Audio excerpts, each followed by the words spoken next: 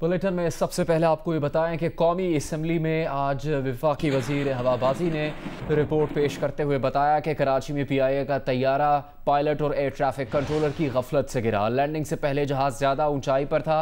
Air traffic controller ने 3 बार बुलंदी कम करने और जहाज़ घुमाकर वापस कम बुलंदी तक आने के लिए कहा, लेकिन पायलट ने हिदायत नजरअंदाज कर दी। वफाकी वज़ीर बराए हवाबाजी गुलाम सरवर खान ने हादसे की अबूरी तहकीकाती रिपोर्ट कौमी असम्बली में पेश कर दी। Chairman Pakistan peoples party Bilawal Bhutto Zardari ने कराची तैयारा हादसे की गैर जानिबदाराना इंक्वायरी और वफाकी वज़ीर हवाबाजी गुलाम सरवर खान के इस्तीफे का मुतालबा कर दिया। एक बयान में बिलावल भुट्टो ने कहा कि इमरान खान कहते रहे हैं कि ट्रेन का हादसा हो तो वज़ीर रेलवे को फारिग कर दें, तैयारा हादसा हो तो वज़ीर हवाबाजी को फारिग कर दें। अब ये पायलट और एयर ट्रैफिक कंट्रोलर को हादसे का जिम्मेदार करार दे रहे हैं। हादसे की गैर जानिबदार इंक्वायरी होनी चाहिए, वज़ीर को अब जाना चाहिए। मुआविन खुसूसी शहबाज गिल ने कहा है कि अब गलती पर सजाएं देनी होंगी। जब तक मौजूदा रवैया बदला नहीं जाएगा हम पाकिस्तानी ऐसे ही मरते रहेंगे। जब गलती पकड़ी जाती है तो बचाने यूनियन आ जाती है। पालपा इनको हर सूरत प्रोटेक्ट करता है। जाली डिग्रियां, जाली लाइसेंस और फिर भी इल्जाम ऐसा कि हम सारी दुनिया से बेस्ट हैं। शहबाज गिल ने कहा कि आज वज़ीर हवाबाजी के कौमी असम्बली के बयान और माजी करीब के फ़ज़ाई हादसात का डेटा देखकर ये वाज़ेह हो गया कि इन हादसात की असल वजह हमारे पायलट्स का गैर जिम्मेदाराना रवैया है। कई चीज़ों में तो ट्रेनिंग की कमी है, लेकिन असल मसला मगरूर रवैये का है।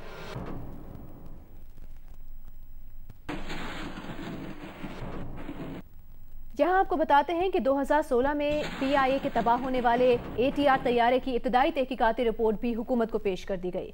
जियो न्यूज़ ने तफसीलात हासिल कर ली हैं। रिपोर्ट के मुताबिक आखिरी बार तैयारे की मेंटेनेंस कनाडा में हुई, जहां इंजन की OSG पिन गलत तरीके से फिट की गई थी। चित्राल से इस्लामाबाद जाने वाले तैयारे का एक अहम तरीन पुर्जा परवाज से पहले ही टूटा हुआ और दूसरा ख़राब था। मकामी अमले की मरम्मत भी गैर मयारी थी, जिसके बाइस दौरान परवाज तैयारा बैक वक्त 2 बड़ी खराबियों से दोचार हुआ और हवेलिया में गिरकर तबाह हो गया। इस हादसे में मारूफ नात खां, जुनेद जमशेद समेत 48 मुसाफिर जान बहक हुए थे।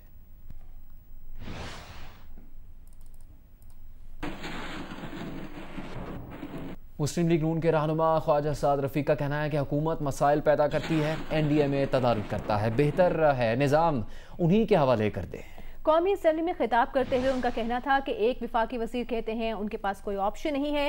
ये गलत फहमी जहन से निकाल दें। ऑप्शन हर वक्त होते हैं। माजी में भी बहुत काम हुआ, लेकिन एक शेख चिली आया और हर चीज़ बर्बाद कर गया। हुकूमत के इत्तेहादी जमहूरी वतन पार्टी के सरबराह शाहजैन बुगटी और रुकन कौमी असम्बली असलम भूतानी ने खबरदार किया है कि अगर उनके साथ किए गए वादे पूरे ना हुए तो वो हुकूमत का साथ छोड़ देंगे। जियो न्यूज़ के प्रोग्राम कैपिटल टॉक में गुफ्तगू करते हुए सरबराह जमहूरी वतन पार्टी ने कहा कि हुकूमत को जो भी फैसला करना है इसी हफ्ते में करना है, वरना हुकूमत से हमारे रास्ते जुदा हो जाएंगे। अगर हुकूमत सीरियस है बलूचिस्तान के मसलों को लेके तो प्राइम मिनिस्टर से एग्जीक्यूटिव ऑर्डर पास कराएं, नोटिफिकेशन करें और प्राइम मिनिस्टर नेशनल TV पे आके अनाउंस करें बलूचिस्तान के जो मसले हैं कि हम इनको विद इन नो टाइम ख़त्म करने के लिए तैयार हैं। अगर ऐसा करते हैं तो हम यकीनन हुकूमत के साथ होंगे, और अगर हुकूमत किसी भी तरीके से फ़ेल होती है ये चीज़ करने में तो हम हुकूमत के साथ मज़ीद नहीं। आप इनका मसला ये है कि सिर्फ यू टर्न पे यकीन रखते हैं। अगर यू टर्न इतना बेहतर होता है तो मैं समझता हूँ हमारे करीबी मुल्क भी यू टर्न पे यकीन रखते। अरब ममालिक के बादशाह आपके साथ जो वादे हुए उस पर भी उन्होंने यू टर्न लिया है। पूरे कौम के सामने हर किसी से यू टर्न ही ले रहे हैं। आप देखिए मरकज़ में हमारी PTI की हुकूमत में बाकी तो बहुत अच्छाइयाँ हो सकती हैं, लेकिन ज़रा MNAs को इज़्ज़त देने का बड़ा फुकदान है ना। और हम कहते हैं कि इज़्ज़त दें, काम 10 होते हैं 10 नहीं होते हैं।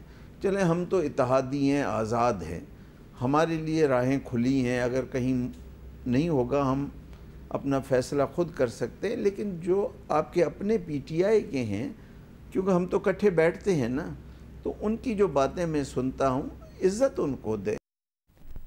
और इस्लामाबाद की अदालत ने अमरीकी शहरी सिंथिया रिशी के खिलाफ मुकदमा इंदराज की दरख्वास्त खारिज कर दी है। अदालत के बाहर मीडिया से गुफ्तगू में सिंथिया रिशी ने कहा कि पाकिस्तानी अदालतों पर उन्हें मुकम्मल एतमाद है। बेनज़ीर भुट्टो से मुताल्लिक उनकी ट्वीट को सया को सदाक से हट कर लिया गया। वफाकी वज़ीर इत्तलात शिबली फराज ने कहा है कि वज़ीर आज़म इमरान खान ने वज़रा को 6 माह दिए हैं, किसी और ने नहीं दिए। वज़ीर आज़म का मतलब था कि वज़रा अपनी कारकर्दगी बेहतर बनाए, वरना 6 माह बाद उन्हें तब्दील कर दिया जाएगा। इन ख्यालात का इजहार उन्होंने जियो न्यूज़ के प्रोग्राम कैपिटल टॉक में गुफ्तगू करते हुए किया।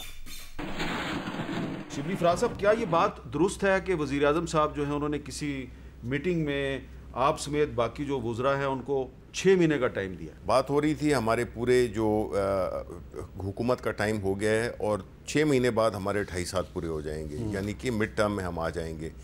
तो जो काम हो रहे हैं वो तो हो रहे हैं, लेकिन अभी जो है तो ये एक माइलस्टोन सा दिया खान साहब ने, प्राइम मिनिस्टर साहब ने, कि 6 महीने में हम जो है तो इधर तक पहुंच जाएंगे। वज़ीर आज़म ने अपने वज़रा को 6 महीने का टाइम दिया, किसी ने वज़ीर आज़म को 6 महीने का टाइम नहीं दिया। नहीं नहीं नहीं नहीं नहीं, ऐसी कोई बात नहीं है। अल्लाह ताला के फजल से जी, जिस जदोजहद के साथ, जिस सिंसेरिटी के साथ वो मुल्क को चला रहे हैं, तो इंशाल्लाह हम अपनी पूरी इसके बारे में हमें कोई फ़िक्र नहीं है। वज़ीर आज़म का ये कहने का मतलब ये था कि अगर 6 महीने में आपने अपनी परफॉर्मेंस बेहतर ना की तो फिर आपको तब्दील किया जा सकता है। नहीं नहीं, बिल्कुल, ये तो जी हर एक पे अप्लाई करता है।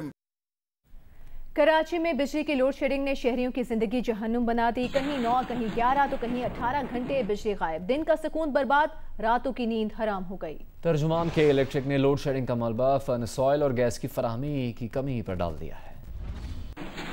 नेपरा ने कराची में के इलेक्ट्रिक की जानिब से गैर एलानिया लोड शेडिंग और कराची के सारिफीन से बिजली के मुबैना ज़्यादा बिल्स वसूल करने का नोटिस ले लिया है। के इलेक्ट्रिक को तफसीली रिपोर्ट जमा कराने का हुक्म दे दिया। नेपरा ने कराची के सारिफीन से कहा है कि बिजली के ज़्यादा बिल से मुतालिक शिकायत कराची में नेपरा के रीजनल ऑफिस में जमा कराएं। सारिफीन अपनी शिकायत नेपरा वेबसाइट पर भी दर्ज करा सकते हैं।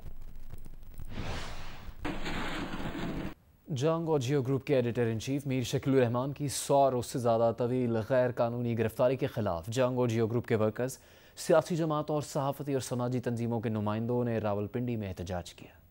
मीर शकील रहमान साहब 100 दिनों से भी ज्यादा अरसे से बिला कसूर, बिला जुवाज, गैर कानूनी, गैर आईनी तौर पर बंदे सलासल किए गए हैं। उनके हौसले और अज़्म में कोई लर्जिश नहीं आई। पहले दिन की तरह वो अपने असूलों पर डटे हुए हैं। उन्होंने अपना सर नहीं झुकाया, वो नहीं बिके, अपने उसूलों पर कोई सौदेबाजी नहीं की। किसी सूरत में इन हुक्मरानों के आगे झुकने और बिकने के लिए तैयार नहीं होंगे।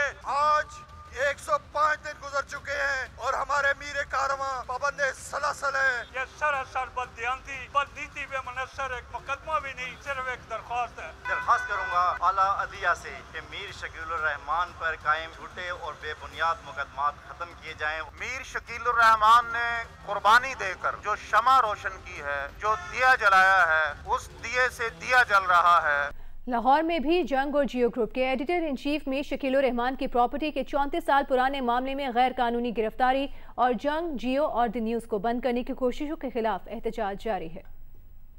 शकील रहमान की गिरफ्तारी के खिलाफ लाहौर में डेविस रोड पर एहतजाजी कैंप को 103 दिन हो गए हैं। जंग, जियो के कारकुनों के अलावा वकला बिरादरी और पीपल्स पार्टी की खातून रहनुमा ने भी एहतजाज में शिरकत की। शुरका ने हुकूमत के खिलाफ नारेबाजी की और मीर शकील रहमान की गैर कानूनी हिरासत की शदीद मजम्मत की। हम वकला समझते हैं कि मीर शकील रहमान को फेयर ट्रायल और ड्यू प्रोसेस ऑफ लॉ, जो आइन के आर्टिकल 10A में है, वो नहीं मिला। हम ये बताना चाहते हैं कि मीर शकील रहमान आवाम आपके साथ है। जंग, जियो और द न्यूज़ के कारकुनों का कहना था कि सहाफत के सरखेल मीर शकील रहमान को कैद में रखना आज़ादी इज़हार को सल्ब करने के मुतरादिफ है। हमारा अज़्म बुलंद है और आज़ादी सहाफत के लिए किसी कुर्बानी से दरेग नहीं करेंगे। आज अदालतों के कामों में भी रखना अंदाजी की जा रही है। पाकिस्तान का कोई भी कानून और नायब के अपने उसूलों ज़वाबत इस गिरफ्तारी की इजाज़त नहीं देते। तारीख पे तारीख देना ये कोई बात नहीं, या तो कोई केस हो, किसी लॉजिक के साथ उनको गिरफ्तार रखा जाए। मुजाहिरीन का मुतालबा था कि मीर शकील रहमान को फौरी और बाइज्जत रिहा किया जाए।